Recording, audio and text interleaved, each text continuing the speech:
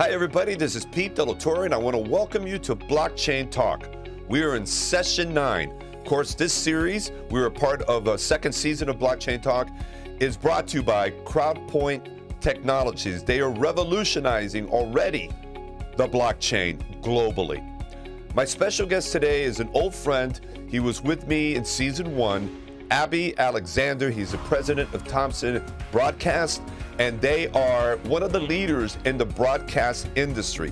And they're leading because they're innovating, and they are really looking at every aspect to make our viewing experience that much better.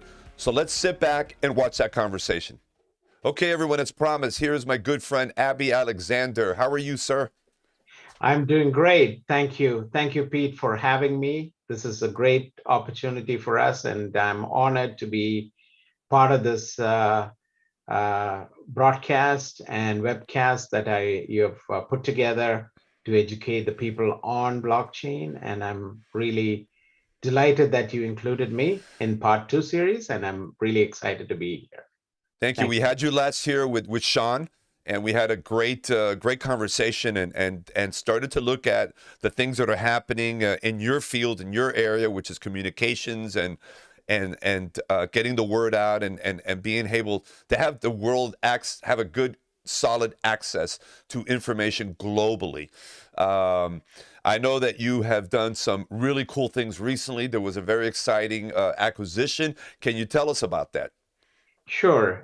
So as we were expanding in the US, we had an opportunity in 2022 in September, approached by one of our largest competitor in our space, in the broadcast space, TV, transmitters, radio, and we announced,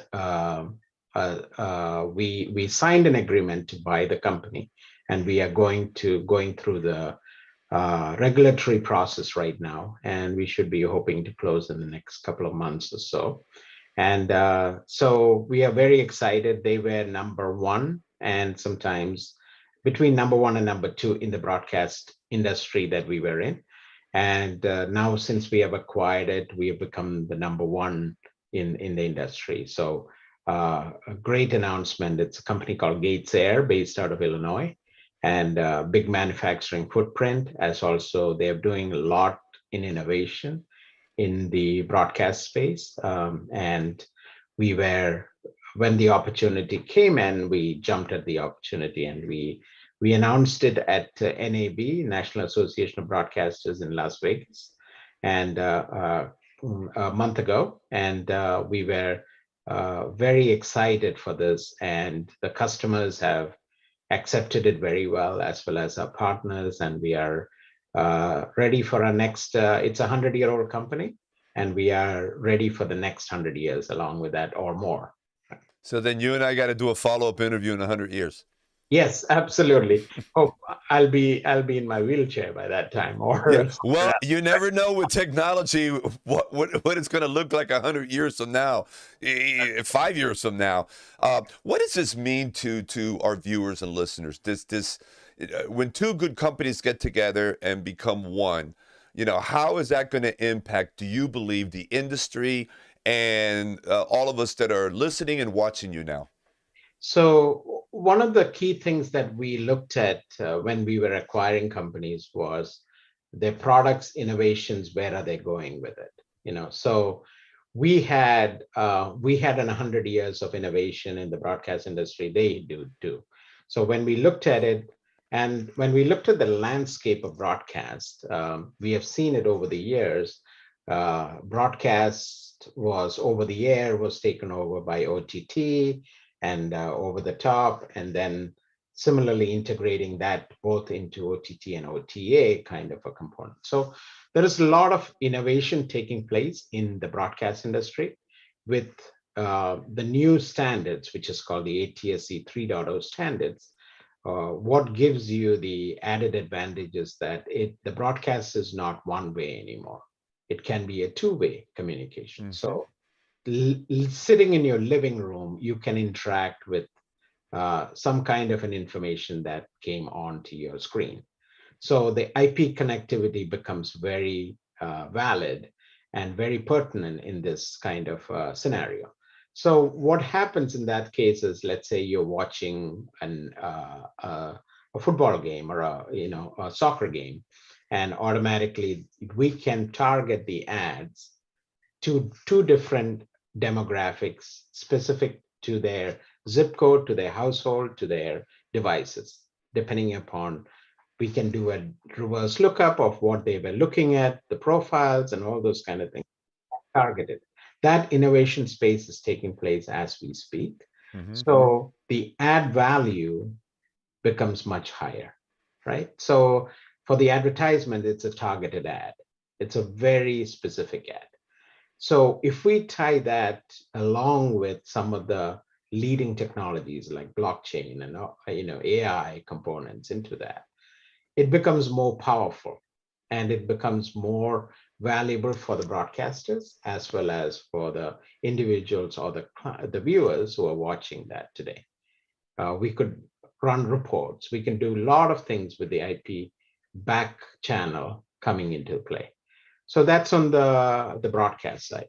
So the broadcasters today, what they do is they have one method of revenue is through the ads, right? A majority of it. Now with the ATSC 3.0, the next gen TV, it gives them a separate, in Boston, we call it a separate zip lane, where when the traffic is there, you could offload certain things. This is pure part of the innovation. If a mobile carrier wants to display live, let's say music or live entertainment or a live game, they could offload that particular content into an ATSC channel, provided that their phones has an ATSC chip or able to receive ATSC signals on their phone. So now you're not using the telecom bandwidth, you're using more of the broadcast bandwidth to connect video. So we are, ATSC as an organization has been piloting this in India to do some offload of video for the telecom carriers. And so this is not far-fetched, but it's already happening. So these kind of standards, as countries adopt, it enables them to bring in another channel and integrating broadband to broadcast. And there is also another aspects of connected cars. You can take data from the connected cars. So there's a lot of innovation that is taking place. Think about like a different channel for IP and broadcast. What I'm thinking as you're saying this, and I'm just a novice, okay, but I'm listening, and it sounds to me like, we're living in a world where having a niche market is more important than ever, because the attention span of people is very limited. There's too many distractions. We're living in an age of information overkill. And by the way, we're also living in an age of where everybody is an expert. And so you go to Google and you get, opinions, 10 different opinions on the same topic. And then the trouble begins. Who's giving me the right information? Who's just giving me misinformation? I mean, that becomes very difficult. But it seems to me what you're describing here, it's almost like sitting back and everyone becomes a VIP, and everyone has an opportunity to have what I just wrote down here, customized viewing. You watch what you want to watch, and whatever your interest is in terms of products and the things that you consume is what you're going to get. You're not going to get all this other garbage that you have no use for, okay? It's like me having the green light or having a hotline to NBC and what they're programming. This is what I want, and these are the kind of ads I want to see. Don't waste my time with anything else. Is that kind of what we're talking about? Exactly. So there's something called curated content that you will have. Let's say if I'm not looking for a Honda, why serve the ad of a Honda to me, right? I would love to know about it, but again, give me something that in the bracket that I'm looking for. Correct. And also curated news, like for example, localized news.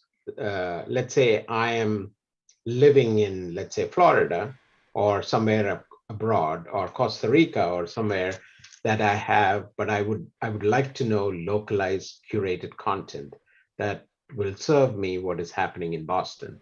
So those are things that most of the content providers or content creators are looking for. And how can I reach the target that means to me? And they can. Exactly.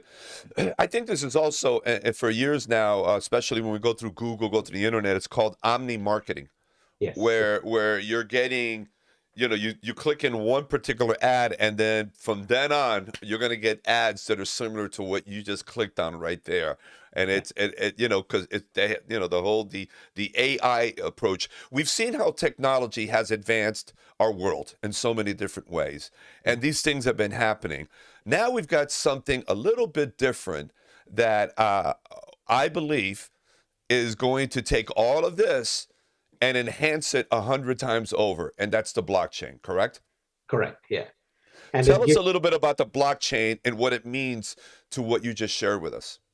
So in an ad scenario, so your data is already there, and which Sean talked about in the last episodes and things like that, where your data is valuable for an advertiser and they are reaping the benefits without giving you something back to you, right? So in this case, in a blockchain, so you're watching a commercial and it's a curated commercial that is coming to you, and it's targeted to your household or your demographics, depending upon your profile. You click on a button and schedule a test drive. So now that test drive, right from your TV or your companion device, that test drive goes to a local dealership, Mm-hmm. and the dealership will get that person, send them a thank you message right away, and schedule a test drive to bring that person onto that. And now, if they buy that car, just to do the test drive itself, they can reward them, right? Or if they buy the car, they can take an X amount of money out of that and reward them towards their payment. Mm-hmm. So that can be directly accessed through a blockchain. There could be a smart contract behind it. And then the blockchain would actually control that ad delivery and integrating that ad component with the viewer. And now you have completed a complete uh, cycle, economic cycle, and the person has Mm-hmm. bought the car already. So there are so many elements like that can be advertised. Like, for example, it could be latest perfume that Macy's is going to target market into this particular zone, a DMA. And they can go in and target that particular commercial and get a feedback. And somebody who comes in the first 100 people who come in, they get some kind of a trinket or some kind of a bag, or there are so many things that you can do with blockchain integrated into the ATSC and the next gen TV component. Um, what's really cool about all of this is that the conversation we're having now, and in 30 days, it's going to have so many more components to it, because that is what is. We've talked forever about technology is it's growing, and whatever computer you buy today, and in a year it's going to become obsolete. So that's kind of been happening. That's the way. But with blockchain is like it's expediting the speed and the development of all of this. I think that really, I mean, we've talked about this before, but the reality is that with blockchain, and I know you've written a book on blockchain, which is great because it's very basic and to the point, and we'll we'll promote that before we're done here today. Is that we now have, every one of us, the opportunity to even though we're not tech savvy, but the things that we do and the opportunities that are in front of us and the relationships that we're doing, we're all going to be part of this development of the blockchain. It's set up so that it's developmental, if you know what I mean. Yes. And everyone is going to have, it's kind of like an ongoing brainstorming session Correct. just by the usage there. And Yeah. have you seen that in the time that you've been involved with blockchain? Yes, in the last couple of years, and the blockchain, especially when you talk about blockchain, is people think about crypto, right?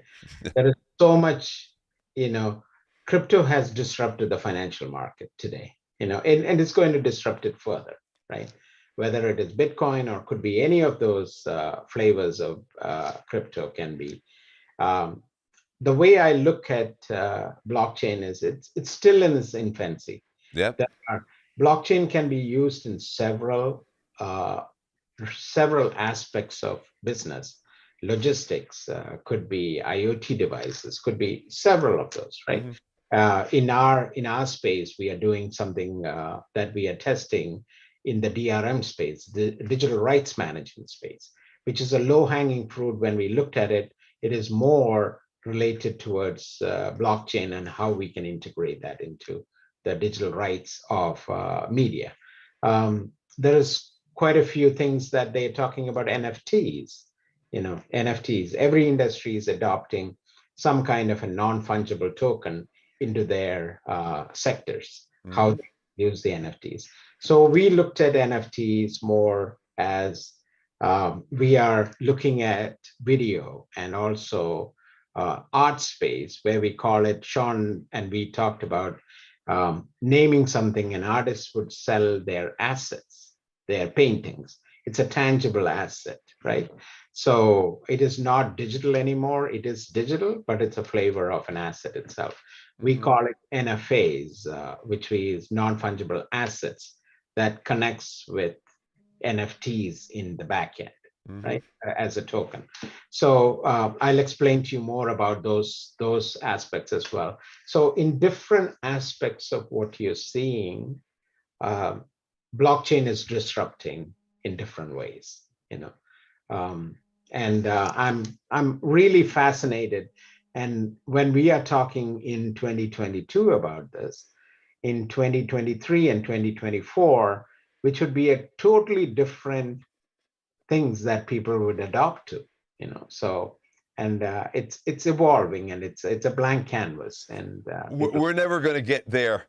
Exactly. Yeah. We're never going to get there. It's like we're going up this building that doesn't have a top floor. It just, as you're going you go to the third floor, you look up. We'll go, now we're going to create the fourth floor as we're going up. Correct. And that's what I think is happening here. We got about a minute left, Aby. Eh, you know, what else can, or what else are we going to see in terms of blockchain? We know it's here to stay. This is not a fad anymore. I heard about it 5-6 years ago, and nobody knew what it was, and they kind of stayed away from it. But it came right back, and it's definitely here to stay. Um, Obviously, it's going to, and it is already revolutionizing every industry. I know that real estate is taking off, healthcare, medicine. Um, is this something that, again, and I think I asked this question already, is going to make your work and your sector that much better? Yes. So let me paint a light on something called digital rights management that is used mostly in the media and entertainment business. It's a technology that was developed in the late 80s, developed during that time, during Napsters of the world and all those kind of things, just in the 90s. So what happens is the copyright and the IP component. So digital rights management works is, let's say you have a content and you want to protect that content. You can put a DRM around that content, and only somebody who has a private key and a public key can open that content and view that content, right? All the TV content today and all the famous shows, Super Bowl, all these things are well protected with the DRM, and it's Mm-hmm. been utilized in the media industry or television broadcast industry for ages. Now, if I am, let's say, I'll give you a scenario where we have one of the biggest boxing fights put together in. through HBO or one of those premium channels. And then now, if I have a person who is illegally tapping into that channel, they can take the cable feed, take a small, tiny little video splitter, and convert that video splitter and send it to a streaming component and collect money illegally, right? So that's the extent of DRM that it will come to. With blockchain, if you protect that with blockchain, now only the person, even if they have a video splitter, can get that content to the public very easily, right? So it has smart contracts behind it. You can do a lot more with that. So we are trying to innovate in that space a little bit. It's a heavy lift because a lot of industries have already familiarized with blockchain, familiarized with more on the DRM side. So to change them, it will take us some time. So we are putting a proof of concept together and make that available as well. Same with an artist. Let's say a famous artist introduces one single, let's say a single music song. The artist can literally look at how many people viewed it, how many stations are playing it through a blockchain. That's wonderful. Have today. So those are things that we are enabling the innovation. You and I are going to have many more conversations, I can promise you. What is the name of your book so we can plug it? So it's called BlockChain Simplified.